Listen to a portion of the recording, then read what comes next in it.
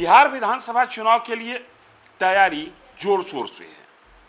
तमाम political party seat adjustment के साथ ही अब कैंपेनिंग के मोड में है।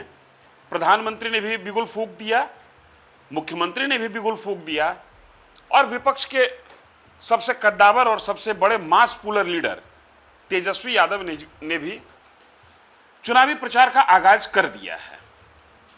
लेकिन बात पते की यह है कि बिहार के 6 जिले ऐसे हैं जहां पर एक पार्टी ने एक भी उम्मीदवार नहीं उतारा। नमस्कार, आप देखना शुरू कर चुके हैं न्यूज फॉर नेशन। मैं हूं आपके साथ धीरेन्द्र। आज बात पते की में कुछ रियली पते की बात है।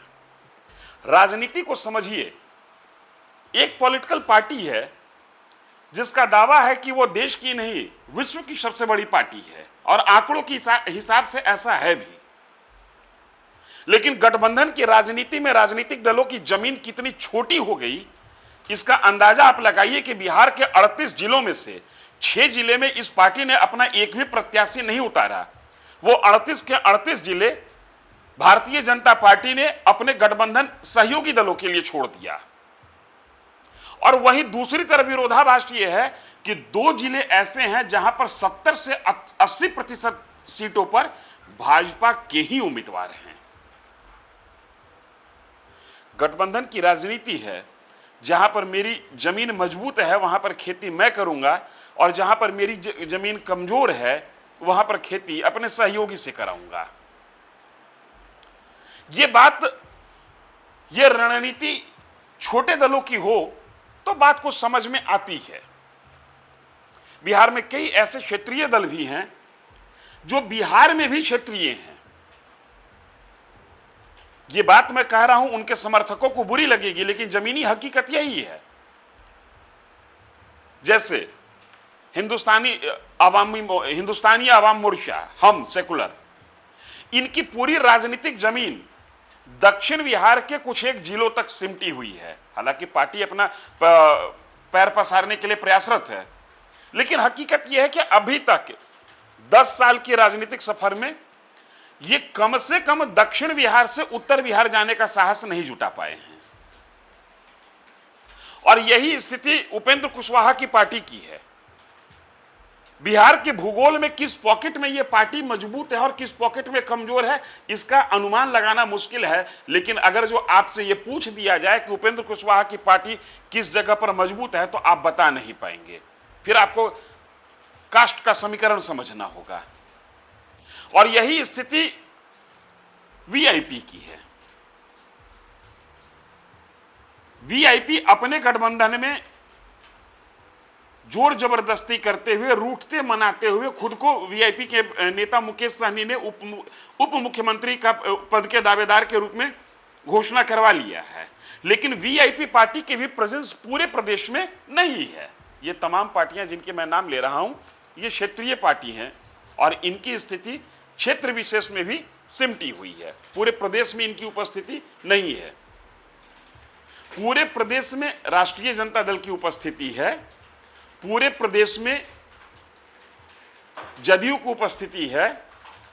लेकिन चौंकाने वाली बात यह है कि जो भाजपा पिछले 6 साल की राजनीति से बिहार के सर्वोच्च पद पर बैठने के लिए हाथ पैर मार रही है, 2020 के विधानसभा चुनाव के समय एक अनोखा प्रयोग कर दिया गया।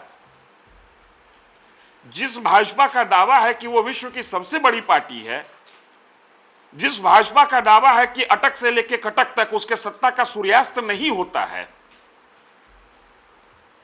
जिस भाजपा के बारे में यह कहा जाता है कि कश्मीर से लेकर कन्याकुमारी तक में कन्याकुमारी की सीमा को अगर छोड़ दिया जाए, दक्षिण भारत के 2-3 राज्यों को छोड़ दिया जाए, तो भारत का ऐसा कोई भूगोल नहीं जहां पर कमल छाप वाला झंडा न दिखता हो। उस पार्टी की स्थिति है कि बिहार के 6 जिलों में उसने उम्मीदवार नहीं उतारे। मैं आपको नाम बता रहा हूं, वो 6 जिले कौन कौन से हैं।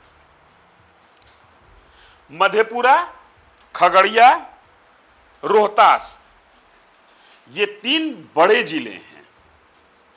मधेपुरा, खगड़िया और रोहतास ये 3 बड़े जिले हैं, इसलिए कि बाकी जो 3 जिलों का नाम मैं बताऊंगा वो छोटे जिले हैं, जैसे जहानाबाद, शिवहर और शेखपुरा। शिवहर में एक ही विधानसभा क्षेत्र है, वहां उपस्थिति न होना कोई बड़ी बात नहीं। जहानाबाद में 3 विधानसभा क्षेत्र है, वहां पर उपस्थिति न होना एक बात तो जरूर है, और शेखपुरा में भी आपकी उपस्थिति नहीं है, यह भी एक बात है। और इसको अगर जो बीजेपी के कार्यकर्ताओं के माइंडसेट से समझने की कोशिश करें तो सोचिए, मधेपुरा, खगड़िया और रोहतास के बीजेपी के कार्यकर्ता पार्टी में मेहनत करें तो क्यों करें? चुनाव लड़ते नहीं हैं, गठबंधन को सीट दे दी जाती है, तो फिर बीजेपी के नेता के पास विकल्प क्या बचता है? अब आगे चलिए, इसका फ्लिप साइड दूसरा देखिए। सहरसा, लखीसराय, नालंदा, बक्सर और जमुई, ये ऐसे जिले हैं जहां पर बीजेपी सिर्फ एक सीट पे ही चुनाव लड़ रही है। मतलब कि यहां भी इनकी उपस्थिति सांकेतिक है। सहरसा, लखीसराय, नालंदा, बक्सर और जमुई, इसमें कोई भी छोटा जिला नहीं है। लेकिन पश्चिम चंपारण, यहां 12 विधानसभा सीट हैं और यहां पर 8 पे भाजपा है। पूर्वी चंपारण 9 सीट में 7 पर भाजपा है। पटना में 14 विधानसभा क्षेत्र हैं और यहां भी 7 पर भाजपा है। दरभंगा, मुजफ्फरपुर, भोजपुर और मधुबनी 5-5 सीट पर बीजेपी चुनाव लड़ रही है। आखिर ऐसा होता क्यों है? ऐसा इसलिए होता है कि राजनीति का पहला और अंतिम मंत्र अब सिर्फ और सिर्फ ये बच गया है कि किसी भी तरीके से सत्ता में आना। और सत्ता में आने के लिए जरूरी है कि जहां पर हम मजबूत होंगे वहीं हम होंगे, जहां हम मजबूत न होंगे वहां हमारा गठबंधन होगा। लेकिन इसका निगेटिव साइड यह है कि जहां आप मजबूत न होते हैं उस क्षेत्र को ही छोड़ देते हैं, और फिर भी दावा ये कि हम विश्व की सबसे बड़ी पार्टी हैं। बागपति में आप समझ गए होंगे कि सत्ता की कुर्सी तक पहुंचने के लिए गोटियां बिछाई कैसे जाती है शतरंज के बिसात पर, और बागपति में आप ये भी समझ गए होंगे कि विश्व की सबसे बड़ी पार्टी, देश की सबसे बड़ी पार्टी कहलाने वाली पार्टी का जनाधार कैसा है और कहां कहां है। इस वीडियो में इतना ही, धन्यवाद। सूरज की पहली किरण के साथ जाग उठा बिहार, हर मत बने नई उम्मीद, हर कदम जिम्मेदारी।